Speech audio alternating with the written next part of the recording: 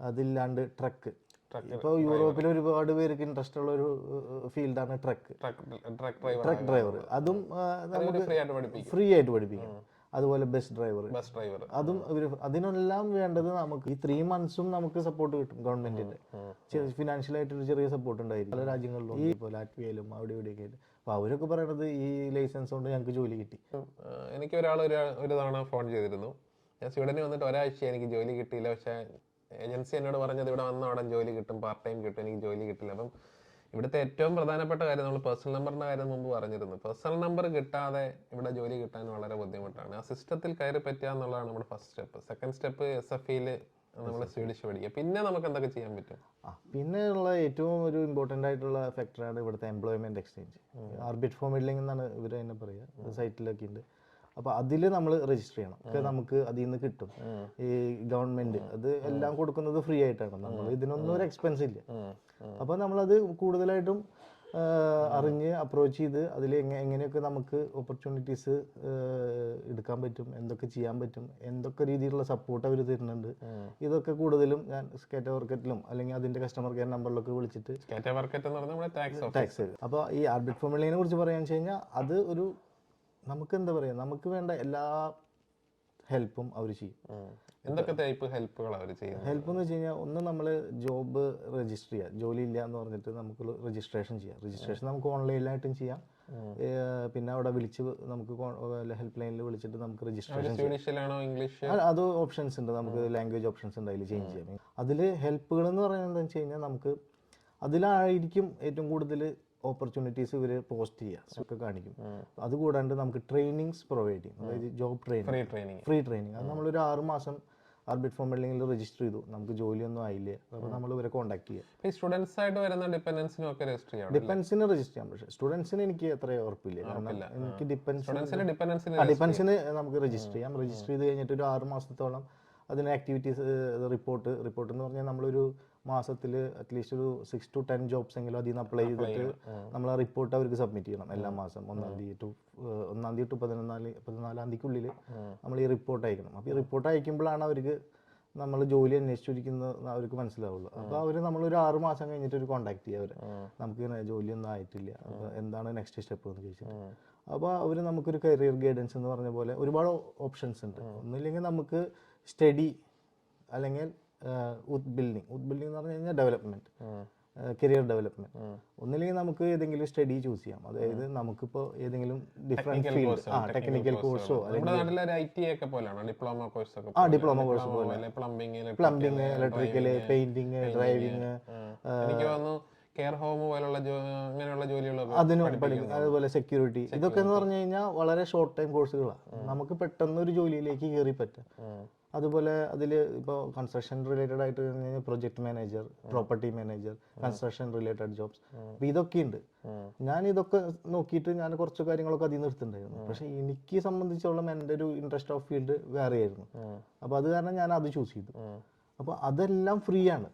നമ്മളിപ്പോൾ നമ്മൾ ഈ 6 മാസം അവിടെ നിന്ന് നമ്മൾ അപ്ലൈ ചെയ്യുന്നു, ജോലി കിട്ടുന്നില്ലെങ്കിൽ വേറെ എന്തെങ്കിലും അലവൻസ് അങ്ങനെ എന്തെങ്കിലും തരുമോ? അത് നമ്മൾ ഏതെങ്കിലും ഒരു ട്രെയിനിങ് പ്രോഗ്രാം അവരുടെ ജോയിൻ ചെയ്ത് കഴിഞ്ഞാൽ, ഇപ്പോൾ ഒരു സ്റ്റഡിയോ അല്ലെങ്കിൽ റുസ്താവ് മച്ച എന്ന് പറഞ്ഞിട്ടുള്ള ഒരു പ്രോഗ്രാം ഉണ്ട്. അതെന്ന് വെച്ച് കഴിഞ്ഞാൽ കരിയർ ഹെൽപ്പിംഗ് ആണ്. നമുക്കൊരു കൺസൾട്ടൻസ് നമ്മളെ പ്രൊഫൈൽ എടുത്തിട്ട് നമ്മൾ അവരായിട്ട് കോൺടാക്ടിങ് എവരി മന്ത് നമുക്കൊരു ട്രെയിനിങ് പോലെ ഒന്ന് നമ്മുടെ CV ബിൽഡിംഗ്. അതായത് നമ്മുടെ ഒരു CV ആയിരിക്കില്ല സ്വീഡിഷിൻ്റെ, ഇവിടുത്തെ ഒരു CVക്ക് വ്യത്യാസമുണ്ട്. അതുപോലെ പേഴ്സണൽ ലെറ്റർ, ഈ കാര്യങ്ങളൊക്കെ അവർ നമ്മളെ ഹെൽപ്പ് ചെയ്യും. പിന്നെ ജോലി അപ്ലൈ ചെയ്യാനുള്ള സൈറ്റുകൾ, ഏതൊക്കെ സൈറ്റുകളിൽ കൂടെ നമുക്ക് ജോലി അപ്ലൈ ചെയ്യാം, എങ്ങനത്തെ ജോലികളൊക്കെ നമുക്ക് പെട്ടെന്ന് ആക്സസ് ആയിരിക്കും. പിന്നെ ടൈപ്പ് ചെയ്യുന്ന കുറച്ച് കാര്യങ്ങളൊക്കെ അവർ നമുക്ക് പറഞ്ഞു തരും. അതായത് മെയിൽ അയക്കേണ്ട ഒരു രീതി. അപ്പോൾ നമ്മൾ അതിന് ചേർന്ന് കഴിഞ്ഞാൽ അവർ നമുക്ക് അലവൻസ് തരും. ഒരു മന്ത്ലി അലവൻസ് ഉണ്ട്. നമ്മുടെ ഒരു ചെറിയ എമൗണ്ട് നമുക്ക് അത്യാവശ്യം ഒരു എക്സ്പെൻസ് ഒക്കെ നടത്തി പോവാം. സ്വീഡനിൽ എന്നല്ല, യൂറോപ്പിലെ തന്നെ ഒരു പ്രത്യേകത ഇന്റേൺഷിപ്പ്. ഇന്റേൺഷിപ്പ് എന്ന് പറഞ്ഞു കഴിഞ്ഞാൽ ഇപ്പോൾ നമുക്ക് നമ്മുടേതായിട്ടുള്ള ബാക്ക്ഗ്രൗണ്ട് തന്നെ, ഇപ്പോൾ IT ആണെന്ന് ITയുടെ ഇന്റേൺഷിപ്പ് എടുക്കാം, കൺസ്ട്രക്ഷൻ ആണെന്ന് കൺസ്ട്രക്ഷൻ്റെ ഇന്റേൺഷിപ്പ് എടുക്കാം, ഇല്ല മെക്കാനിക്കലോ, അത് ഏതൊരു റിലേറ്റഡ് ആയിട്ടുള്ള ഫീൽഡ് ആയാലും ഈ സീസണിൽ ഇത് 2 വട്ടത്തേക്ക് ഓപ്പൺ ആവും ഇയർലി. ഒന്ന് ഓപ്പൺ ആവുന്നത് ജൂലൈയിലാണെന്നുണ്ട്, ജൂലൈ ടു ഒരു ജൂലൈ 16 ടു ആഗസ്റ്റ് 16 വരയ്ക്കും ഈ പ്ലാറ്റ്ഫോം ഓപ്പൺ ആവും. ഇതിന്റെ നെയിം എന്ന് പറഞ്ഞാൽ ജോബ് സ്പ്രോങ്ങറ്റ് എന്ന് പറഞ്ഞിട്ടുള്ള ഒരു സൈറ്റാണ്. ലിങ്ക് നമുക്ക് കൊടുക്കാം. ആ ജോബ് സ്പ്രോങ്ങറ്റിൽ അവിടെ നമുക്ക് ഡയറക്റ്റ് അപ്ലൈ ചെയ്യാൻ പറ്റുമോ അതോ അത് ഓൺലൈനാണ്. ഡയറക്റ്റ് അപ്ലൈ ചെയ്യാൻ പറ്റുമോ? സ്വീഡിഷ് മസ്റ്റ് ആണോ? ഇല്ല അത് ഇംഗ്ലീഷ് ആയാലും കുഴപ്പമില്ല. അത് ഇന്റേൺഷിപ്പ് അല്ലേ, നമുക്കിപ്പോൾ പ്രശ്നമില്ല. ഇന്റേൺഷിപ്പിൽ അവർ നമ്മളെ നോക്കി അതിലൂടെ ജോലി കിട്ടിയവരും ഒരുപാട് പേരുണ്ട് ഇവിടെ.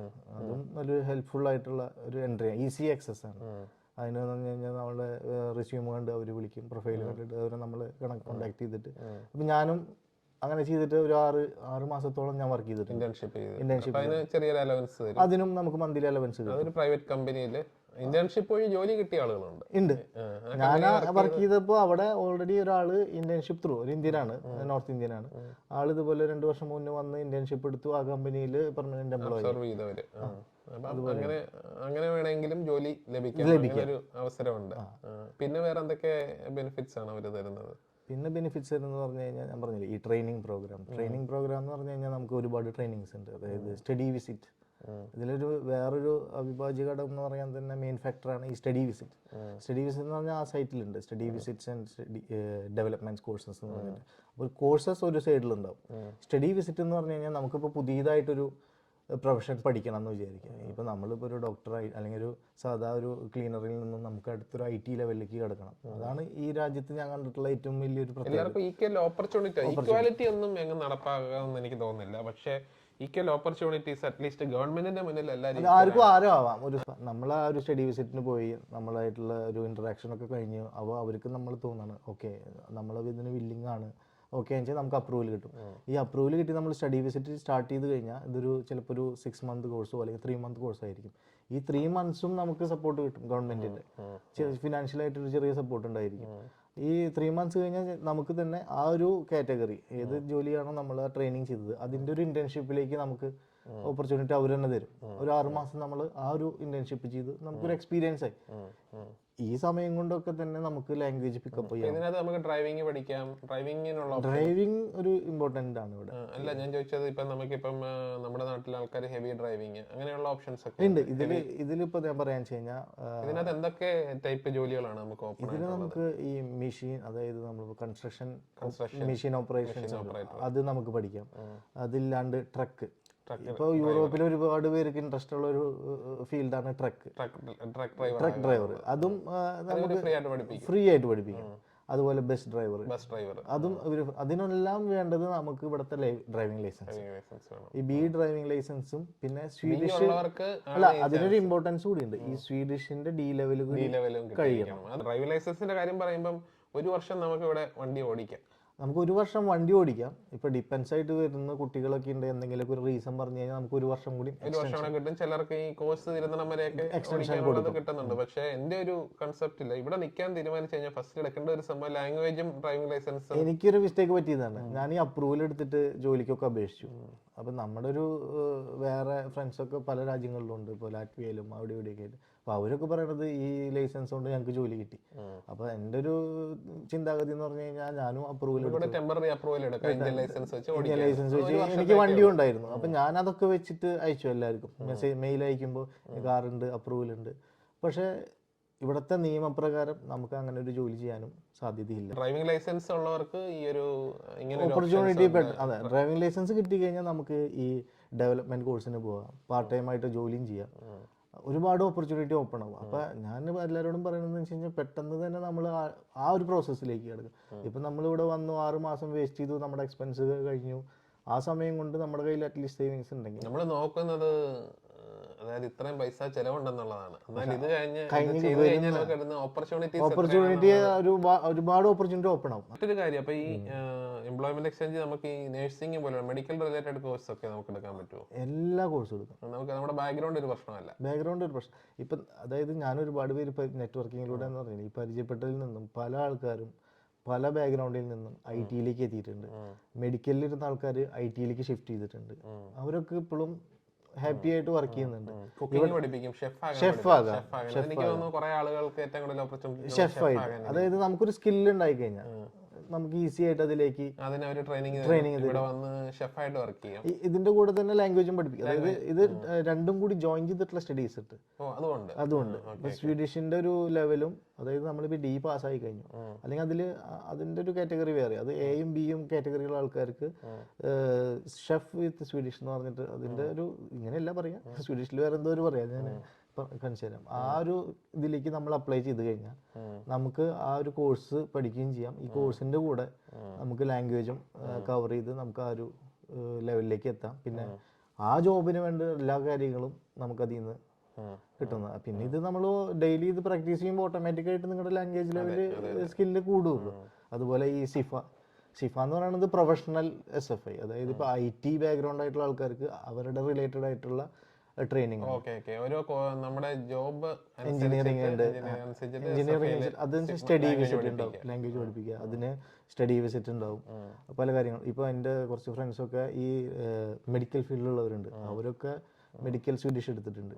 അന്ന് അത് കഴിഞ്ഞ് അവർക്ക് ഫാർമസിയിൽ വർക്ക് ചെയ്യാം. കാരണം ഇവിടുത്തെ ഏറ്റവും ഡിമാൻഡബിൾ ആയിട്ടുള്ളൊരു ജോലികളാണ് അതൊക്കെ. പക്ഷെ ഇതിലേക്കൊക്കെ എത്തിപ്പെടണം എന്നുണ്ടെങ്കിൽ കുറച്ച് കടമ്പകളുണ്ട്. പറയുമ്പം ഇങ്ങോട്ട് വന്നു എനിക്ക് നാളെ തന്നെ ഞാൻ ഇവിടെ ജോലി കയറുന്നുള്ളതല്ല. അതിനൊരു ചിലപ്പോൾ 1 വർഷം എടുക്കാം, ചിലപ്പോൾ 1.5 വർഷം എടുക്കാം, ചിലപ്പോൾ 2 വർഷം എടുക്കാം. ഒരു വർഷം 1.5 വർഷം നേഴ്സായിട്ടൊക്കെ പഠിച്ച് ജോലി ചെയ്യുന്ന മലയാളികളുണ്ട്. പക്ഷെ അവരോടൊക്കെ ചോദിക്കുമ്പോൾ അവർ പറയുന്നത് വർഷങ്ങളെടുത്ത് അവർ പഠിച്ചാണ് ആ ലെവലിലേക്ക് എത്തിയത്. നാട്ടിൽ അവര് നമ്മള് നഴ്സിംഗിന്റെ എല്ലാം കഴിഞ്ഞിട്ടായിരിക്കും ഇവിടെ വരാം. പക്ഷെ ഇവിടെ വന്നു കഴിഞ്ഞാൽ നമ്മൾ വീണ്ടും പുതിയൊരാള്, സ്റ്റുഡൻസിനായാലും ഈസി ആയിട്ട് ജോലി ചെയ്യുന്ന ഡെലിവറി ജോബ്സുകളുണ്ട്. അതുപോലെ ഈ വീലവ് എന്ന് പറഞ്ഞിട്ട് ഈ പോസ്റ്റൽ ജോബ്സ് ഉണ്ട്, റെസ്റ്റോറൻറ്റ് ജോബ്സ് ഉണ്ട്. ഇപ്പോൾ ഇനിയിപ്പോൾ നാട്ടിൽ നിന്ന് ഇങ്ങോട്ട് വരാൻ നിൽക്കുന്നവർക്ക് ഞാൻ തമാശ രൂപേണ എൻ്റെ ഫ്രണ്ടിനോട് പറഞ്ഞു, നീ ഒരു 6 മാസം മക്ഡോണൽസിൽ പോയി നിന്നിട്ട് സർട്ടിഫിക്കറ്റ് എടുത്തിട്ട് ഇവിടെ വന്നാൽ പെട്ടെന്ന് എന്തെങ്കിലും കയറാം, ഡിപ്പെൻഡൻസ് ആയിട്ട് വരുന്ന കഴിഞ്ഞാൽ. കാരണം അതും ഒരു എക്സ്പീരിയൻസ് ആണ്. അത് KFC എന്നൊക്കെ പറയുന്നത് ഒരു ഇന്റർനാഷണൽ ബ്രാൻഡ്, മക്ഡൊണാൾഡ്സ്, അതൊക്കെ ചിലപ്പോൾ നമുക്കൊരു ഹെൽപ്ഫുൾ ആയിരിക്കും. ഇതൊക്കെയാണ് നമുക്ക് അവരോട് പറയാൻ പറ്റുന്നത്. കാരണം എല്ലാവരും വന്ന് ചിന്തിക്കുന്ന രീതി ഒരു തെറ്റായിട്ടുള്ള രീതിയാണ്. ഇവിടെ വന്നാൽ എല്ലാം എടുത്തു വെച്ചിട്ടുണ്ടെന്നാണ്. UK, കാനഡ എന്നൊക്കെ കൺസെപ്റ്റിൽ വന്ന് ജോലിക്ക് പോകാന്ന് പറഞ്ഞാൽ അവിടെ പ്രശ്നമല്ല. പക്ഷെ ഇവിടെ വലിയ രാജ്യമാണ്. രാജ്യങ്ങൾ എന്ന് പറയുമ്പോൾ അവിടെ ഇതിന്റെ ഒരു 5 ഇരട്ടി പോപ്പുലേഷൻ ഉണ്ട്. ഇവിടെ പകുതി മഞ്ഞ് മൂടി കിടക്കുന്നു. 6 മാസം. ഇപ്പം ഇവിടെ പഠിക്കാൻ വരുന്ന പല സ്റ്റുഡൻസും, യൂണിവേഴ്സിറ്റിയുടെ പേരൊന്നും പറയുന്നില്ല, അവിടെ ഉള്ള പലരും എനിക്ക് മെസ്സേജ് അയക്കാറുണ്ട്. ഒരു വന്നിരിക്കുന്ന യൂണിവേഴ്സിറ്റി തന്നെ ഒരു റിമോട്ട് ആയിട്ടുള്ള ഒരു സ്ഥലത്താണ്. അവിടെ ഒരു പാർട്ട് ടൈം പോലും കിട്ടുന്നില്ല. പക്ഷെ അവരോട് ഏജൻസി പറഞ്ഞിരിക്കുന്നത് ഇവിടെ വന്ന ഉടൻ വ്യത്യാസം പാർട്ട് ടൈം, പാർട്ട് ടൈമിൽ നിങ്ങൾ സേവ് ചെയ്തിട്ട് അടുത്ത സെമസ്റ്ററിലേക്കുള്ള ഫീസ് അടയ്ക്കുന്നു. അതിനുശേഷം നിങ്ങൾ ഇതിപ്പോൾ കോഴ്സ് കഴിയുമ്പോൾ തന്നെ നിങ്ങൾ ജോലിക്ക് കയറുന്നു. പിന്നെ ഒരു എന്താ പറയുന്നത്, മറ്റേ സമത്വ സുന്ദരമായ ഗിനാശ്ശേരി എന്നൊക്കെ പറയുന്ന പോലെ അങ്ങനെയാണ് പറഞ്ഞ് പഠിച്ചിരിക്കുന്നത്. ഒരു നിരാശയുടെ പടുകുഴിയിലേക്ക് അവർ വീണിട്ട് പലരും എന്നെ വിളിച്ചിട്ട് ഭയങ്കര ഒരു ഇപ്പം പൊട്ടിക്കരയെന്ന രീതിയിലാണ് ആൾക്കാർ പറയുന്നത്. പക്ഷെ അത് ഞാനൊരിക്കലും അവരോട് പറഞ്ഞു വിട്ട ഏജൻസിയോടോ ഒന്നും ഞാൻ കുറ്റപ്പെടുത്തില്ല. കാരണം അതൊക്കെ അവരുടെ ബിസിനസ്സാണ്. നമ്മളൊരു പ്രോഡക്റ്റ് മേടിക്കുമ്പോൾ നമ്മൾ തിരക്കുക എന്നുള്ളത്, അതിനെപ്പറ്റി ഒരു പഠിക്കുക എന്നുള്ളത് നമുക്ക് ഇന്റർനെറ്റ് വിരൽത്തുമ്പിലാണ്. ഇപ്പം ഇവിടെ സ്വീഡനിൽ വർക്ക് ചെയ്യുന്ന ഒരാളെ കോണ്ടാക്ട് ചെയ്യാൻ നാട്ടിലിരുന്ന് പറ്റും. ഇൻസ്റ്റാഗ്രാം ഉണ്ട്, ലിങ്ക്ഡിൻ ഉണ്ട്, അങ്ങനെ പല രീതിയിൽ നമുക്ക് കോണ്ടാക്ട് ചെയ്യാം. നമുക്ക് എക്സ്പീരിയൻസ് കിട്ടിക്കഴിഞ്ഞു കഴിഞ്ഞാൽ പോവാനായിട്ട് ഒരുപാട് സ്പേസ് ഉണ്ട് ഇവിടെ. ഇനിയിപ്പോൾ ഇവിടെ ഇല്ലെങ്കിൽ നോർവേയിൽ പോവാം, ഫിൻലാൻഡിൽ പോവാം. അപ്പോൾ എല്ലാ രാജ്യത്തേക്കും ബെനിഫിറ്റ് ആയിട്ടുള്ള ഒരു ജോബ് ചൂസ് ചെയ്യാനുള്ള ഒരു ഓപ്പർച്യൂണിറ്റി ഇവിടുത്തെ ഗവൺമെന്റ് തന്നെ നമുക്ക് തരുന്നുണ്ട്. ഇപ്പം ഞാൻ പറഞ്ഞ പോലെ ആ ട്രക്കിൻ്റെതായാലും എവിടെയും നമുക്ക് എത്തിപ്പെടാം. വേറെ എക്സ്പീരിയൻസ് ഒന്നും വേണ്ട. ഇവിടെ ഞാനിത് എടുത്തു, 6 മാസം വർക്ക് ചെയ്തു, അല്ലെങ്കിൽ ഇന്ന കമ്പനിയിൽ ഇന്റേൺഷിപ്പ് ചെയ്തു, നമുക്ക് അടുത്തൊരു ഓപ്പർച്യൂണിറ്റീസ് എന്തായാലും ഓപ്പൺ ആയിരിക്കും. കാരണം അത് ഷോർട്ടേജ് ഉള്ളൊരു ഏരിയ ആണ്. അതുപോലെ ഇമ്പോർട്ടൻസ്, ആ ജോലിക്ക് ഒരു ഇമ്പോർട്ടൻസ് ഉണ്ട് ഇവിടെ. കാരണം അത് എല്ലാവരും ആക്സസ് ചെയ്യുന്ന ഒരു ജോലിയല്ല അത്. കാരണം ഇത്ര റിസ്ക് ഉള്ളതാണ്. അപ്പം ഈ റിസ്ക് ഒക്കെ അക്സെപ്റ്റ് ചെയ്യാൻ റെഡിയാണ്. പിന്നെ ഇൻട്രസ്റ്റ് ഉള്ളവരുണ്ട്. പിന്നെ എനിക്കെന്ന് പറഞ്ഞാൽ അതിന് ഇൻട്രസ്റ്റ് ആയിട്ട് ഞാൻ അതിലേക്ക് കിടന്നതാണ്. അങ്ങനെ. അപ്പം നമുക്കൊന്ന് വൈൻഡപ്പ് ചെയ്യാം വീഡിയോ. അതെ, ഞാനിപ്പോൾ ഇതിനുമായി നിർബന്ധിച്ച് കാരണം ഞാനിങ്ങനെ പറയണു, അല്ലെങ്കിൽ ഇതുപോലെ വീഡിയോയിലൊന്നും ഞാൻ വരാറില്ല. എന്തായാലും ചിലപ്പോൾ ഒരാൾക്കായിരിക്കും ഇതുകൊണ്ട് ബെനിഫിറ്റ് കിട്ടുന്നത്. അതെ, ആ ഒരു കൺസെപ്റ്റ് ഞാൻ ഒരുപാട് പേര് ഇങ്ങനെ എൻ്റെ ഫ്രണ്ട്സായിട്ട് കണ്ടപ്പോൾ, വഴിയിൽ വെച്ച് പരിചയപ്പെടുന്നവരൊക്കെ കണ്ടപ്പോൾ ഇതുപോലെ കുറേ സ്ട്രഗിൾ. അപ്പം ഞാൻ ഇതൊരു ഹെൽപ്പ് ആർക്കെങ്കിലും ആയിക്കോട്ടെ എന്നുള്ള രീതിയിലാണ് ഞാനും റെഡി ആയത്. അപ്പം ശരി, നമുക്ക് വീണ്ടും പുതിയ ഇൻഫർമേഷൻസ് ഒക്കെ. ഓക്കെ, അപ്പോൾ താങ്ക് യു. ശരി, ബൈ ബൈ.